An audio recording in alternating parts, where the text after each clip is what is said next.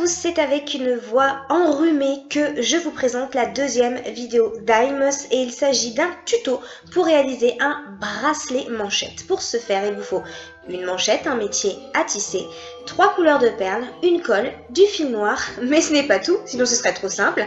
Il va vous falloir une aiguille à tisser ou une aiguille simple, une enveloppe fantaisie, du ruban type bolduc, une paire de ciseaux, de la colle et beaucoup.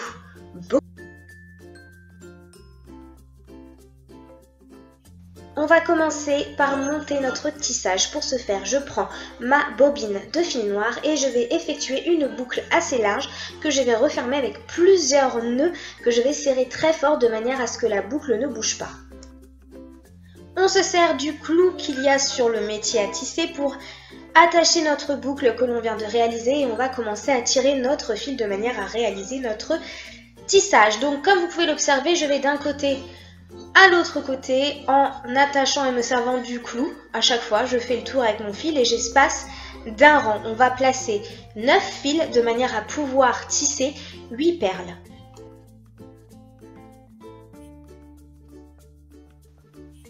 Lorsque l'on enroule le dernier rang, on va couper donc le fil, on va détacher la bobine du fil noir et on va faire un nœud autour de l'ensemble des fils, comme vous pouvez le voir à l'écran.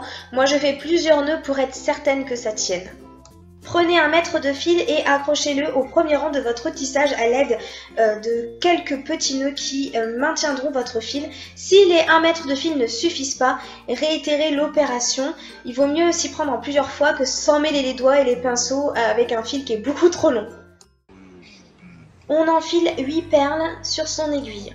On place l'aiguille juste en dessous du tissage. On maintient les perles à l'aide de son doigt. On passe l'aiguille, on continue de la passer et ensuite on la repasse dans l'autre sens finalement. Cette fois-ci au-dessus des fils, au-dessus du tissage et ainsi de suite. Quand on a compris que le principe du tissage c'est une fois en dessous, une fois au-dessus, on a tout compris. Donc là ça vous paraît peut-être compliqué, mais regardez les images qui vont suivre et croyez-moi c'est un jeu d'enfant. Ou presque.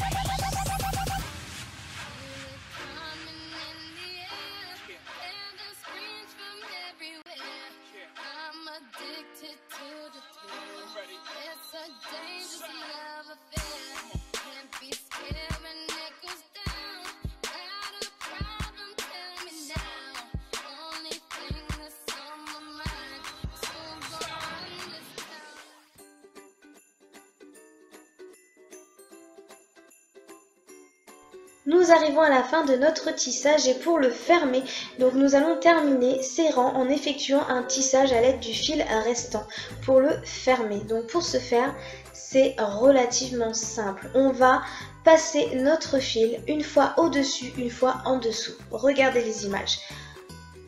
En dessous, au-dessus, en dessous, au-dessus, en dessous et ainsi de suite. Vous allez faire ensuite un nœud pour fermer et finir le travail et reprendre du fil pour refaire la même chose de l'autre côté.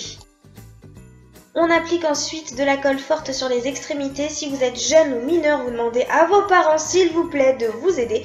On le fait de chaque côté, on attend que la colle sèche et on peut ensuite couper et libérer les fils de chaque côté et voici ce que ça donne. Donc on finit en fignolant, en retirant les petits morceaux de fil qui dépassent, etc. et on colle notre bracelet sur la manchette. Voici ce que ça donne. N'oubliez pas de laisser sécher votre manchette une bonne nuit avant de la porter ou de l'offrir bien entendu. Si on veut faire les choses jusqu'au bout, on n'hésite pas à utiliser un emballage personnalisé et pour ce faire, moi j'utilise une enveloppe original. Je mets une petite étiquette où je laisse un petit mot personnalisé, où je vais mettre le prénom de la personne à qui je vais offrir cette création. Je fais un joli nœud à l'aide du bolduc, c'est classique mais ça fonctionne pas mal et le tour est joué. J'espère que cette vidéo d'Aemos vous aura plu. Je vous embrasse et je vous dis à la prochaine vidéo. Bye bye.